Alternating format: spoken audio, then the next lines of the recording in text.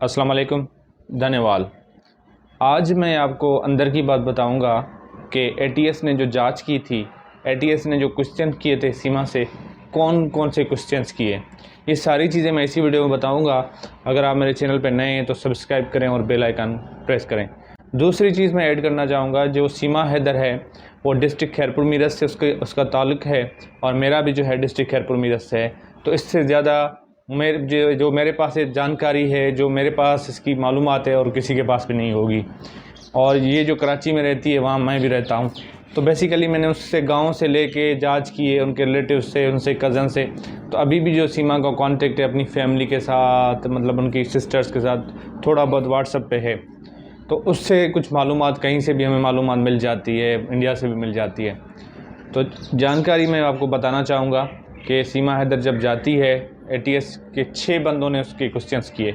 ATS के नहीं थे, 2 राह के ऑफिसर थे, 2 आईपी के थे, 2 सीबीआई के थे। तो 6 ये थे। एक साइकोलॉजिस्ट मैम को बिठाया हुआ था कि वो उसको एनालिसिस करे, क्या जो सीमा हैदर बात कर रही है क्या वो झूठ तो नहीं बोल रही। तो सीमा हैदर से जो मुश्किल सवालात किए गए जिस पे सीमा हैदर के पास जवाब नहीं था। सीमा हैदर को बोला, तुम पाकिस्तान में रहती हो, तुम बताओ, सच सच बताओ, पाकिस्तान से इंडिया कैसे आई, ये वो सारे क्वेश्चंस। एक उन्होंने सवाल किया, तुम्हें जो है झूठ नहीं बोलो। तो उसने कहा, सर मैं भगवान की कसम खाती हूँ, मैं जो भी कुछ बोल रही हूँ ऐसा कुछ भी नहीं है। यही जो लफ्ज़ उसका होता है, ऐसा कुछ भी नहीं है।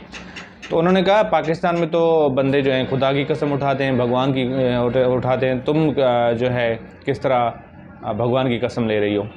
तो उसने कहा, मैंने हिंदू धर्म में आ गई ये वो। तो उसने कहा, ये जो सचिन है उसकी जो लैंग्वेज है वो जो है थोड़ी डिफरेंट है, उसको हिंदी भी सही बोलना नहीं आती। तुमने कहाँ से सीखी इतनी?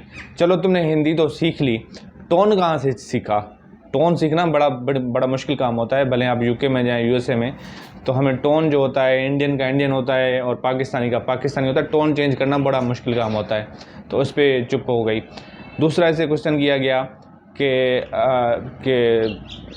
जो इंग्लिश है, इंग्लिश के शब्द दिए गए, ये पढ़ के बताओ। एक बड़ा मुश्किल सेंटेंस था, लंबा सेंटेंस था, थोड़ा सा मैं बता देता हूँ। तो Kashmir is the bone of contention between Pakistan and India. तो इसने ऐसे, जैसे मैं पढ़ रहा हूँ उससे भी अच्छा पढ़ा, Kashmir is the bone of contention between Pakistan and India. तो उसने पूछा, इसका क्या मतलब है? कहती है, सर इसका मतलब ये है कि कश्मीर जो है झगड़े की जड़ है पाकिस्तान और इंडिया के बीच में। और भी सारा जो पैराग्राफ पूरा उसने पढ़ा था, उसकी ट्रांसलेशन की।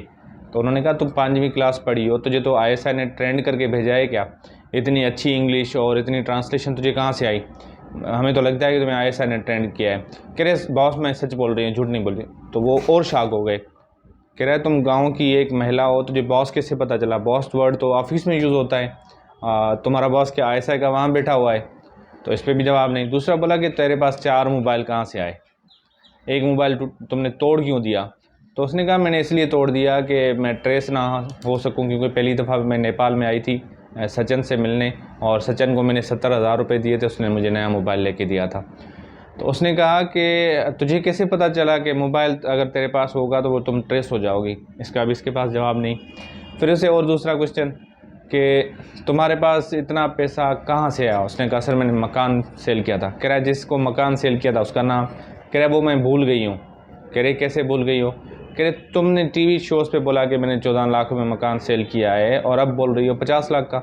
और तुमने पहले ये कहा था कि तुम्हारा जो भाई है मीडिया वालों को सेना में नहीं है, और पहले जब तुमने इंटरव्यू दिए थे, और अब भी बोल रही हो सेना में तुम्हारा भाई भी है और तुम्हारा चचा भी है नायब सूबेदार पाकिस्तान आर्मी में। तो ऐसा तो नहीं है कि उन्होंने आप लोगों को ट्रेंड करके भेजा है? तो इसका भी मतलब थोड़ी हटखटगी हुई। इस पर भी कोई इसके पास इतना कोई ख़ास जवाब नहीं था। कह रहा है, वो यही बोल रही थी कि मेरा भाई अभी गया है, वो तो लोअर रैंक पे है, वो मुझे कैसे भेजेगा? ऐसा कुछ भी नहीं है। उन्होंने कहा, सच सच बताओ, तो मैंने निगरता भी मिल जाएगी, यो भी मिल जाएगा, जो आप चाहोगी आपको हम दे देंगे, सच सच बताओ। क्वेश्चनिंग काफ़ी की सब ने, मतलब एक ने तड़ी भी लगाई। एक जो 2-3 ऑफिसर थे, एक लेडी ने इसको बहुत तड़ी लगाई, यहाँ तक कि 1-2 थप्पड़ भी इसको मारे गए उधर इंटरव्यू के दौरान, इंट्रोगेशन के दौरान। तो वो थोड़ी डर गई, रोना शुरू करी, इमोशनल जैसे हो गई। कह रही है, मेरा कसूर यही है कि मैं सचिन से प्यार करती हूँ। जी ये प्यार क्या है? कहते हैं, हम तुम्हें नागरिकता लेके देंगे, तुझे कोई दिक्कत नहीं होगी, लेकिन अगर तुम सच बताओगी, अगर तुम सच नहीं बताओगी तो तेरे साथ बहुत बुरा होगा। और पाकिस्तान में जो भी ISI वाले बैठे हैं वो भी तुम्हें नहीं छुड़ाएंगे। इसकी ये बड़े मुश्किल क्वेश्चन है। दूसरा इन्होंने मतलब और भी इससे मुश्किल क्वेश्चन पूछा कि तुमने जब बस में आ रही थी नेपाल से तो सचिन से बात करने के लिए बस के ड्राइवर से मोबाइल क्यों लिया? तुमने तो इंटरव्यू में बोला था कि वहाँ पे लड़कियाँ जा रही थी तो उनसे मैंने जो है मोबाइल लिया था, उनका हॉटस्पॉट कनेक्ट किया था। तुमने तो ड्राइवर वाले के मोबाइल लेके वहाँ से हॉटस्पॉट कनेक्ट करके सचिन से बात की थी। तुम्हें कैसे पता चला कि हॉटस्पॉट यूज़ करो और कॉल पे क्यों नहीं की थी? क्योंकि मेरे पास बैलेंस नहीं था, नेट का पैकेज था। उस पर भी इसका थोड़ा जवाब उनको अच्छा नहीं लगा। तो दूसरी चीज़ तुमने कहा कि मैंने शादी की है पशुनाथ मंदिर में, तो नेपाल में, तो तुमने शादी तो नहीं की। उस पर भी ये खामोश हो गई, इस पर भी इसका कोई जवाब नहीं। कह रहा है वो झूठ बोल रहे हैं। झूठ कैसे बोल रहे हैं? कह रहे हैं तुम तो उनके साथ मुलाकात ही नहीं हुई। होटल वाला भी झूठ बोल रहा है, वो भी बोल रहा है। तुम्हारी एज में इतना डिफरेंस क्यों है? कह रहा है मेरी शादी हो गई थी, ये वो इसमें भी जो है इस वजह से जल्दी शादी हो गई थी तो पासपोर्ट में सही नहीं करा सकी, मेरे पास पैसे नहीं थे। सारा ड्रामा ये चलता रहा। आखिर में इनको ये कहा कि देखो मैं सर तंग आ गई हूँ, जो आप फैसला करें, मुझे फांसी दे दें, ये कर दो। फांसी क्यों देंगे? और हमें प्रूफ सच बताओ, तुम्हारा क्या एम है? तुम जिहाद करने तो नहीं आई इंडिया में? तो ऐसे ऐसे उससे क्वेश्चन किए। उस बेचारी के पास कोई खास जवाब नहीं था। दूसरी इसकी और आखिर में इसको से स्टेटमेंट लिखा है कि तुमने आखिरी सवाल ऐसे किया, इंडिया में तुमने महंगे वकील किए हुए हैं, इतने महंगे वकील कहाँ से आए? तो इसकी फ़ीस कहाँ से आई है? कह रहे मैंने घर सेल किया था, वो जो पैसे हैं वो मैं खर्च कर रही हूँ, मरती ने और क्या करती। तो चलो उसका भी इसके पास इतना कोई ख़ास जवाब नहीं था। आखिर में अभी जो किस्मत है ना, मैं अपना एक एनालिसिस देता हूँ सीमा हैदर की, वो अंजू की वजह से अच्छी हो गई कि लोगों में जो है ना हिंदू धर्म ये कह रहे हैं कि ये हिंदू बन गई है और अंजू के साथ तवाइफ की बरसात हो रही है। तो इस वजह से हमें कोई बहुत अच्छा जो है देना चाहिए, हमें पाकिस्तान को दिखाना चाहिए नीचा, इसलिए इसको तवाइफ भी दें, इसको मूवीज़ में भी लेके जाएं, ये वो बैकग्राउंड में ये चल रहा है। और ATS में जो भी जांच एजेंसीज़ हैं वो इस पर मतलब 80% उनको शक है ये ISI की एजेंट है या किसी और मकसद से आई है। कह रहे उनसे आखिरी सवाल, एक दूसरा सवाल, कह रहे तुम्हारे जो व्हाट्सअप नंबर निकले हैं, हमने जो इन्वेस्टिगेशन की है उनमें सिर्फ 2 जो है पिक्चर मिली है।